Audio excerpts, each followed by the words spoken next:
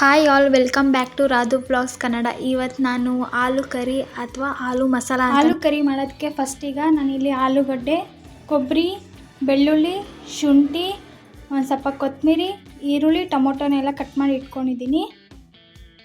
ಕರಿಗೀಗ ಸಿಂಪಲಾಗಿ ಒಂದು masala ready ಮಾಡ್ಕೊಂಬಿಡೋಣ. First ಕಾಯಿ ಹಾಕ್ಕೋತಾ ಇದ್ದೀನಿ.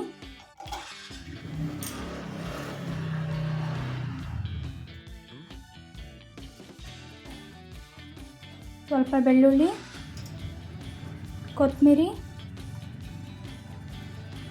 ಅರ್ಧ ಇಂಚು ಶುಂಠಿ, ಒಂದು ಸ್ವಲ್ಪ ಚಕ್ಕೆ, ಒಂದು ಸ್ವಲ್ಪ ಲವಂಗ. ಈಗ ಇದೆಲ್ಲನೂ ಸ್ವಲ್ಪ ನೀರು ಹಾಕ್ಕೊಂಡು ಸಣ್ಣದಾಗಿ ರುಬ್ಕೊಬೇಕು. ನಾನಿವಾಗ ಮಸಾಲ ರುಬ್ಕೊಂಬಂದೆ. ಪಾತ್ರೆ ಇಟ್ಕೊಂಡಿದ್ದೀನಿ. ಆ ಪಾತ್ರೆ ಕಾದ ನಂತರ ಸ್ವಲ್ಪ ಎಣ್ಣೆ ಹಾಕ್ಕೋಬೇಕು.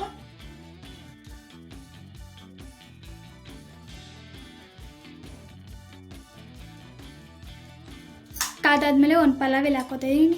ಪಲಾವ್ ಎಲೆ ಬೇಕಾದರೆ ಹಾಕ್ಕೊಳ್ಳಿ, ಇಲ್ಲಾಂದರೆ ಸ್ಕಿಪ್ ಮಾಡ್ಬೋದು. ಈಗ ಈರುಳ್ಳಿ ಹಾಕೋತಾ ಇದ್ದೀನಿ. ಈರುಳ್ಳಿ ಒಂದು ಸ್ವಲ್ಪ ಎಣ್ಣೆಲಿ ಫ್ರೈ ಆಗಬೇಕು. ಈರುಳ್ಳಿ ಸ್ವಲ್ಪ ಎಣ್ಣೆಲಿ ಫ್ರೈ ಆದಮೇಲೆ ಹೆಚ್ಚಿಟ್ಕೊಂಡಿರೋ ಆಲೂಗಡ್ಡೆ ಹಾಕ್ತಾಯಿದ್ದೀನಿ. ಆಲೂಗಡ್ಡೆನ ತುಂಬ ಸಣ್ಣದಾಗಿ ಕಟ್ ಮಾಡ್ಕೋಬೇಡಿ, ಆದಷ್ಟು ದಪ್ಪವಾಗಿ ಕಟ್ ಮಾಡ್ಕೊಳ್ಳಿ.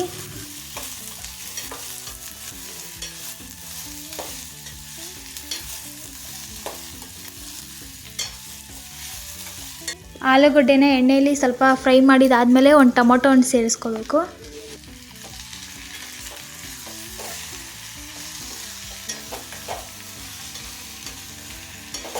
ಈಗ ಅದು ಫ್ರೈ ಆದಮೇಲೆ ಸ್ವಲ್ಪ ಉಪ್ಪು ಹಾಕ್ಕೊಳ್ಳೋಣ. ಖಾರ, ಅರಿಶಿನ, ಒಂದು ಸ್ವಲ್ಪ ಗರಂ ಮಸಾಲ ಹಾಕ್ಕೋಬೇಕು.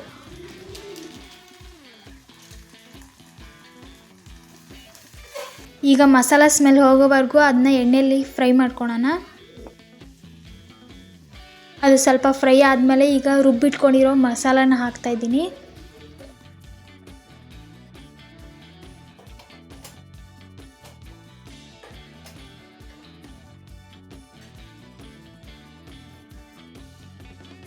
ಮಿಕ್ಸಿಲಿ ಇನ್ನೊಂದು ಸ್ವಲ್ಪ ಮಸಾಲ ಇತ್ತು ಅಂದ್ಬಿಟ್ಟು ಅದಕ್ಕೆ ಒಂದು ಸ್ವಲ್ಪ ನೀರು ಹಾಕಿ ಅದಕ್ಕೆ ಆ್ಯಡ್ ಮಾಡ್ತಾಯಿದ್ದೀನಿ.